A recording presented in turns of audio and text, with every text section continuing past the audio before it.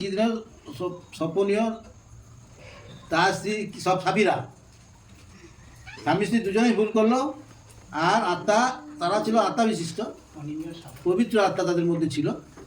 তাই মিথ্যা কথা বলার জন্য ঈশ্বরের পথ থেকে তাদেরকে কি হলো, পাপ এসে গ্রাস করলো।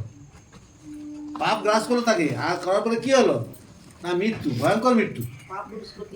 হ্যাঁ, সেই জন্যে আমরা যারা ঈশ্বরে আছি, আমরা যেন ঈশ্বরের প্রতি বিশ্বাস রাখি, আর মিথ্যা কথা যেন না বলি, সত্যভাবে যেন সর্বদা চলি, ধার্মিকতা যেন চলি।